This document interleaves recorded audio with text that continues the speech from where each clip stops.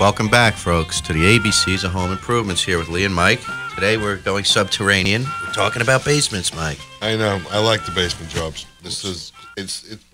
People are so happy when you leave these type of jobs, Lee. You have no idea. It's excellent, Mike. We have a good time with that. It is because when they have an extra bedroom for family, an extra bathroom so they can maintain their own space, an extra entrance to come in without being part of the so-called have to see them every moment of the time.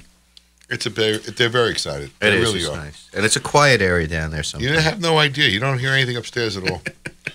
I mean, if you really know how to lay out the job and handle the ceiling work, the plumbing and the electrical and the heating. We're just talking in a break right now, Lee and I, about humidity and dehumidifying and these type of jobs also. That's right. It's very important that some of these basements may start out a little damp because they've never been used. They're underground. They haven't had the proper ventilation.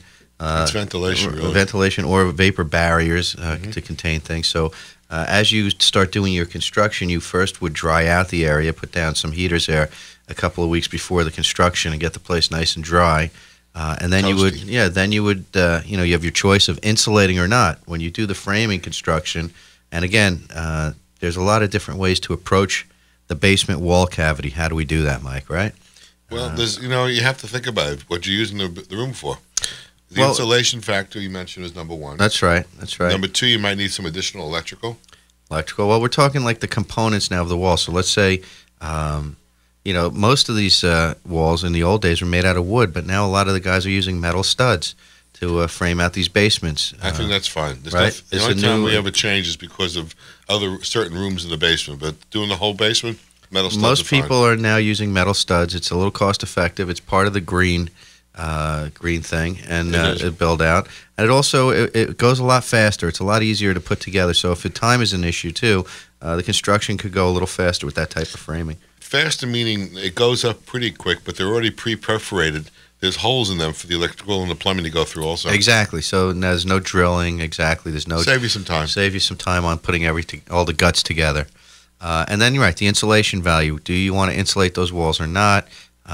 I suggest that you do because it is out on an outside exterior wall, and if it's an older building, you didn't have insulation, anything going on the outside, so those blocks are hollow, or the concrete is a solid concrete wall that stays at about 55 to 60 degrees depending on the temperature. 57. Right, that's it. So you may as well insulate it because you're going to heat those spaces to 75 or 80 degrees. If you don't insulate and you heat, then the heat disappears again. That's why we had the insulation in the attic. That's why we had the insulation in the walls upstairs. Right. So and then the question comes: do you insulate the floor above?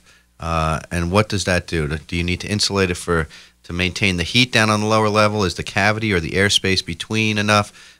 Or do you need it for sound? Sometimes for sound. I would think sound, right? mostly. So the investment is very minimal, and we do like to insulate the ceilings of our finished basements. It just makes the room a little cozier. That's all, a little nicer sounding, as well as if you have a lot of traffic. A little more soundproofing also. Upstairs. So you get into that cavity, and you now have your specialty items again, just like in a regular house. Are you going to do cable TV? Are you going to do a home theater system, computer lines, T1 lines, all kinds of things, smart house information if you're going to be doing something in the future. You wire your basement at this point for all of those items because it's open now, and now is the time to think of any of those things. And again, at American Design and Build, Mike, we love to bring up all of those things. See, I know you do because I've seen your detailed drawings. You show outlets, you show where we're putting everything at that point.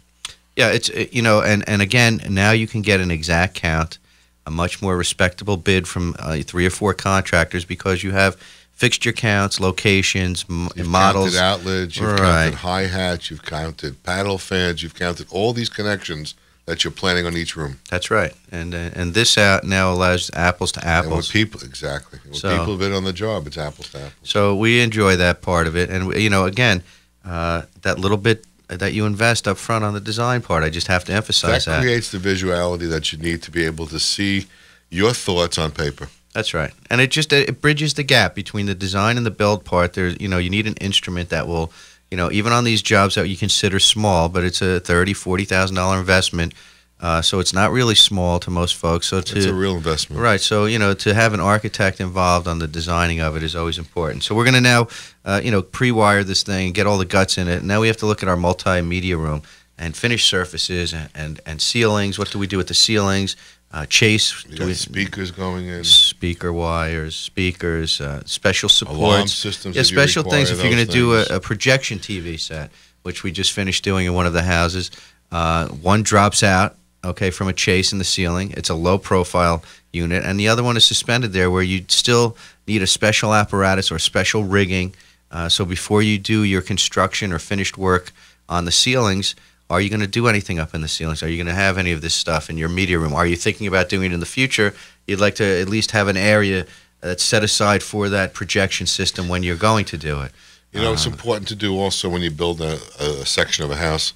Try to get everything prepared, whether you're going to use the last item or not. Right. Always think ahead of things you might not do for 3 years. If you have cable TV in the rest of the house, run some cable connections. If you're not sure if you're going to run satellite connections, to run the extra wire now is not that much That's more. what we tell people. Right. We run a smart wire which has 6 different options on it, I guess you would say, of what you can hook into it.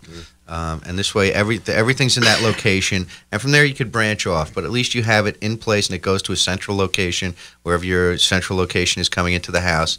And now you can go from there and modify it into each of these smaller spaces. The bedrooms, obviously. So you may want one in your bathroom, Mike. You know.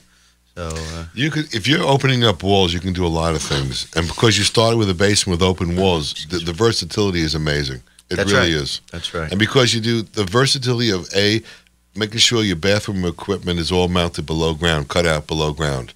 The electrical we haven't really spoke a lot with, except for locating it, because when it comes to adding panels and making sure you have enough power to handle all this, you also have someone come in for that. That's correct. That's correct. I mean, people have to have enough wattages, whatever you want to call it, to make sure they can cover the volts coming out. That's right. That's right.